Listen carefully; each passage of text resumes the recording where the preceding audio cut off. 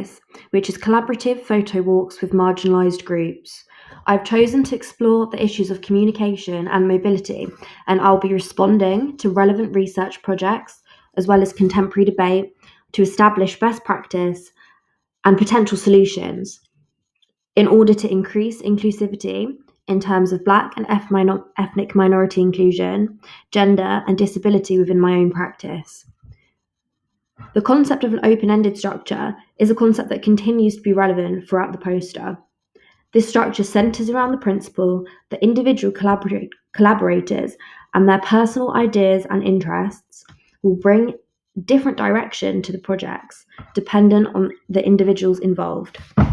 This idea, in combination with a project designed to be evolving in unison with continual evaluation against the potential beneficial impacts of inclusive arts and the intended and unintended outcomes.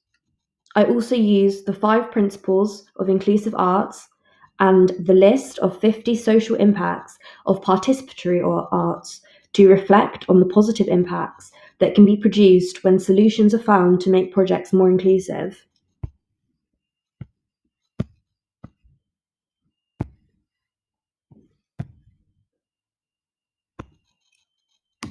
Firstly, within this broad issue of communication, I'll discuss consent.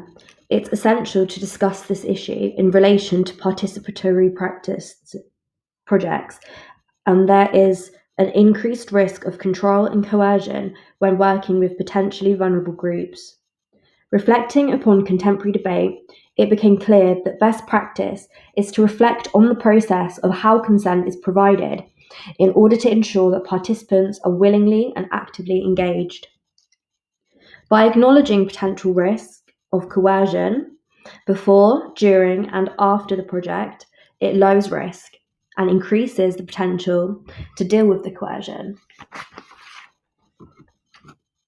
Secondly, I will discuss the potential issue of not understanding or not being understood within participatory arts projects. I also identify other issues to do with communication, such as being patronising and using the wrong language. Within contemporary debate, it is clear that the aim of collaborative and participatory practice is to create an equal working space through non-silencing approaches. Such approaches include posing inclusive questions that are relevant for everyone. These could be answered verbally, non-verbally, or maybe in imaginative or visual ways. Physical positioning is also important to achieve this goal, avoiding dominant body language. Although the solutions are not clear-cut, it is seen that by continually reflecting upon achieving the aims and benefits of inclusive and participatory arts projects, and that any issues to do with communication are reflected on throughout the project, because these issues are varying and depend on the individual participants and individual projects.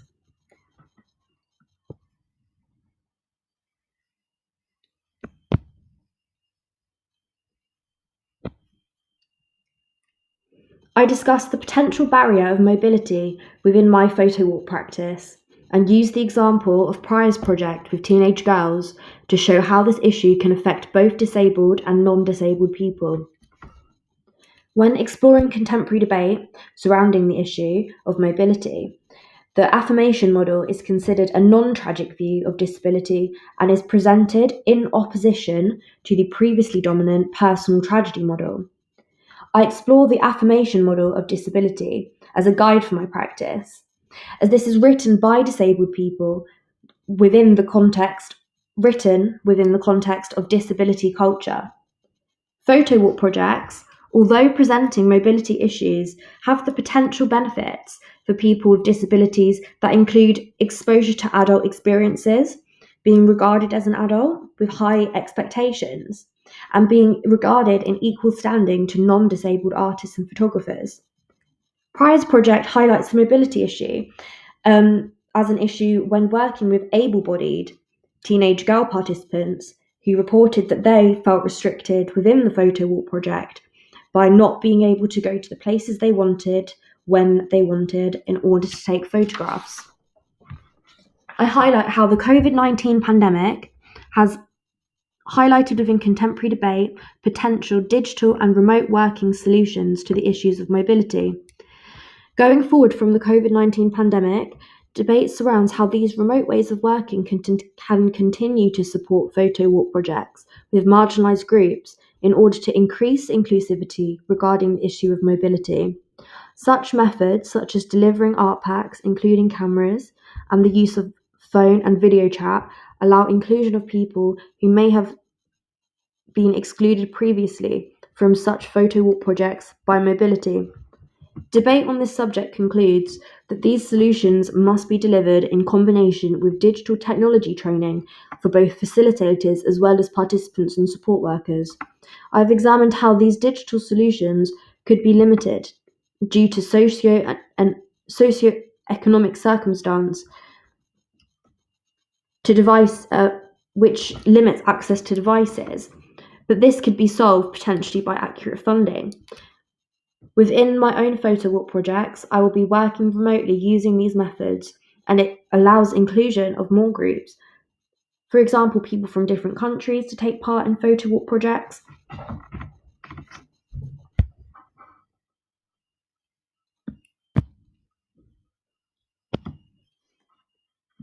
There are clear benefits of photo walk projects with marginalised groups.